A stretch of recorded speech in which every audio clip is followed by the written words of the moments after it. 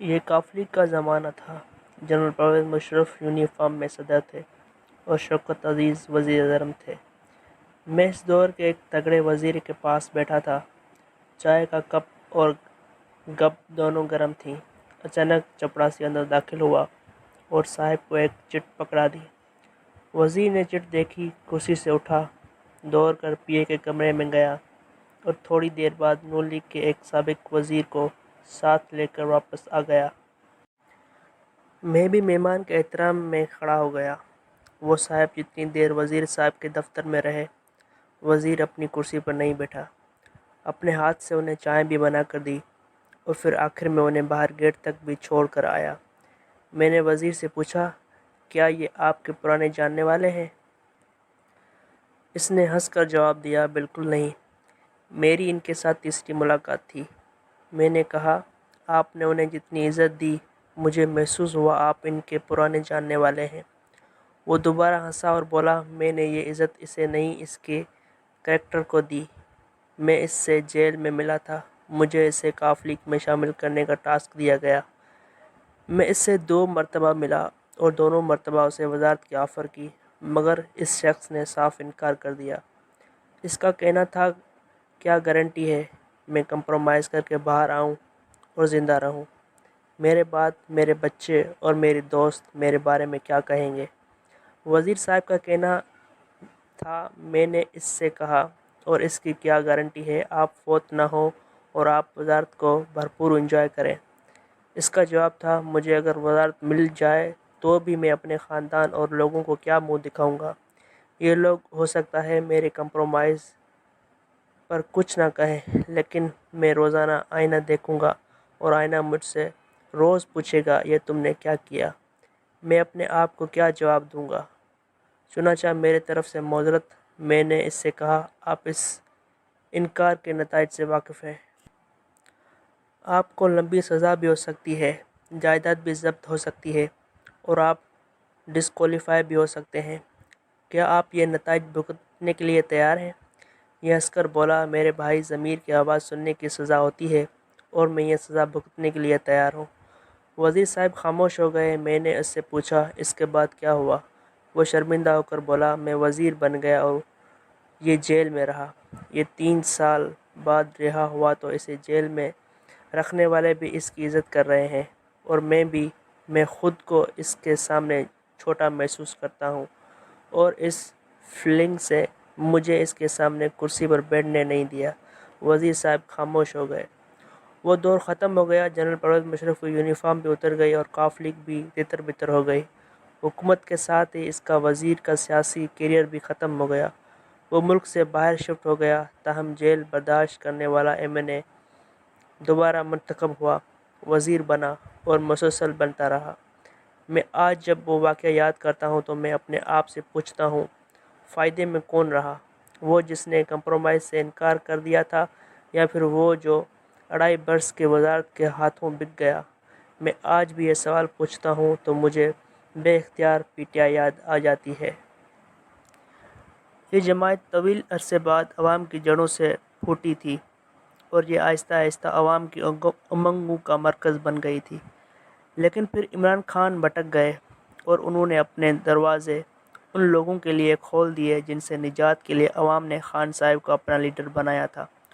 وہ لوگ آئے اور پھر پی ٹی آئی اور دوسری جماعتوں میں کوئی فرق نہ رہا اور اس کا نتیجہ وہی نکلا جو ایسے حالات میں نکلتا ہے۔ پارٹی اور لیڈروں دونوں فارغ ہو گئے۔ خان صاحب مانے یا نہ مانے، لیکن ان کے ساتھ وہی ہوا جو کرکٹ میچ کے دوران ہوتا ہے۔ ہزاروں تماشائی اسٹیڈیم میں بیٹھتے ہوئے ہیں۔ یہ نعروں کے ساتھ بیٹسمین کو آسمان پر چڑھاتے ہیں۔ بیٹسمین ان کے تالیوں اور نعروں سے گرم ہو کر کریز سے باہر نکلتا ہے، چھکا مارنے کی کوشش کرتا ہے، آؤٹ ہوتا ہے اور پھر پورا اسٹیڈیم اسے جم کر گالیاں دیتا ہے۔ خان صاحب بھی ایک ایسے ہی بیٹسمین تھے۔ یہ کریز سے باہر نکلتے رہے، چھکے مارتے رہے، تماشائی تالیاں بجاتے رہے اور آخر میں یہ مکمل طور پر فارغ ہو گئے اور اب تماشائی گھر پر بیٹھ کر انہیں بیوقوفی کی طعنیں دے رہے ہیں۔ یہ ایک پہلو ہے، آپ اب دوسرے پہلو پہ ملاحظہ کیجئے۔ خان صاحب کن لوگوں کے ساتھ مل کر ریاست مدینہ بنانا چاہتے تھے؟ کیا ریاست مدینہ اس عامر کیانی، عمران اسماعیل، علی زیدی، فواد چودھری، پرویز خٹک، فیاض الحسن چوہان، جمشید چیمہ، ملکہ بخاری، اسد عمر، شرین مزاری، عثمان بزدار اور محمود خان نے بنائی تھی، جو جیلوں اور مقدموں کو ایک ہفتہ بھی برداشت نہیں کر سکے۔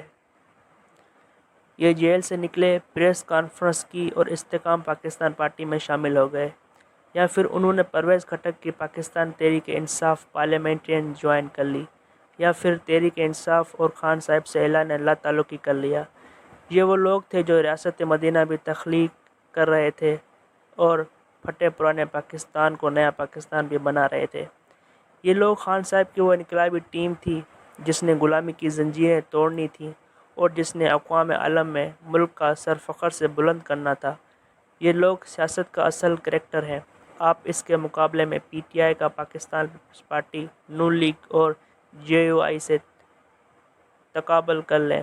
ہم صحافی ان پارٹیوں کو کیا کیا نہیں کہتے، اور ان کے ساتھ ریاست، میڈیا اور حکومت نے کیا کیا نہیں کیا، مگر ان لوگوں کو جیلیں توڑ سکیں، اور نہ ہی سزائیں اور نہ پروپیگنڈا۔ نواز شریف کے گھر کے سامنے آج بھی آوازیں لگائی جاتی ہیں اور ان کی فیملی کو شاپنگ کے دوران برا بھلا کہا جاتا ہے، مگر یہ لوگ اس کے باوجود زمین سے جڑ کر ہیں، جبکہ پی ٹی آئی کے محمود غزنوی میدان میں لیٹ کر نعرے لگا رہے ہیں۔ یہ صلاح الدین ایوبی زمین پر بیٹھ کر اپنے لیڈر کے خلاف تقریریں کر رہے ہیں، اور مجال ہے جو انہیں اس پر ذرا بھی شرمندگی ہو، اور یہ لوگ اس معاملے میں اکیلے نہیں ہیں۔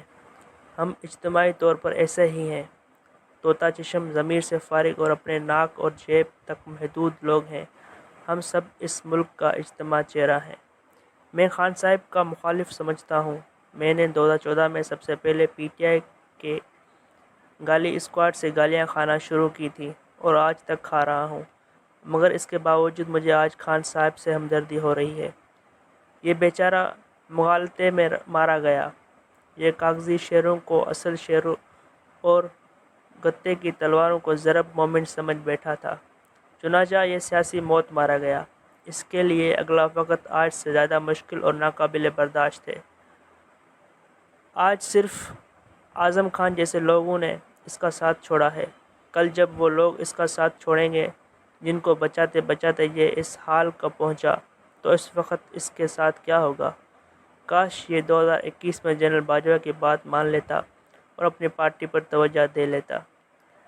یہ یونین ورکرز کو آگے لاتا، یہ انہیں ٹکٹ دیتا، ان کی سیاسی پرورش کرتا، یہ 2022 میں قومی اسمبلی طور کے الیکشن کرا دیتا، یا یہ تحریک عدم اعتماد کو مردوں کی طرح برداشت کر لیتا اور اپوزیشن لیڈر بن جاتا، تو آج تو صوبوں میں اس کی حکومت ہوتی،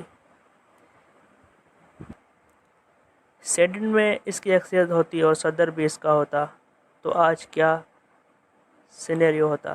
میرا خیال ہے یہ اب تک اقتدار میں واپس بھی آ چکا ہوتا اور پی ٹی آئی سیاست جماعت بھی بن چکی ہوتی، مگر یہ حقائق سے آنکھیں موند کر کشف پر یقین کر بیٹھا، اور اس کشف کے بارے میں آخر میں پتہ چلا یہ جنرل فیض حمید کا فیض تھا۔ بہرحال جو ہونا تھا وہ ہو گیا۔ خان صاحب اب بھی عقل کے ناخن لینے چاہیے۔ یہ جیل سے بچنے کے بجائے مردوں کی طرح اس کا مقابلہ کرے اور ان لوگوں کی عزت کرے جو اس عالم میں بھی اس کا ساتھ نہیں چھوڑ رہے۔ یہ علی محمد خان، شہریار آفریدی، عمر ایوب، حماد اظہر، عاطف خان، مراد سعید، اسد کیسر، صداقت عباسی، عثمان ڈار اور اعظم سواتی کو عزت کرے۔ یہ واقعی شاندار لوگ ہیں، مین آف پرنسپلز ہیں۔ یہ شاید اسی لیے اقتدار کے زمانے میں خان صاحب سے دور تھے، اور وہ لوگ اس کے کان اور آنکھیں بنے رہے جن کی جیب میں ضمیر تک نہیں تھا۔ چنانچہ آج نتیجہ دیکھ لیں۔ خان صاحب کے لیے آج بھی ایک لائف لائن باقی ہے، اور وہ ہے عوام۔ یہ اگر جیل چلا جائے، مشکل وقت کاٹ لے، تو زیادہ فورس کے ساتھ واپس آئے گا۔ یہ شاید کر بھی گزرے، مگر بشریٰ بی بی کے مواصلات اجازت نہیں دے رہے، لہٰذا سیاست کا گلیشیئر بیوقوفیوں کے سمندر میں پگھلتا جا رہا ہے، اور تبدیلی کے خواب روزانے کی بنیاد پر ٹوٹتے چلے جا رہے ہیں۔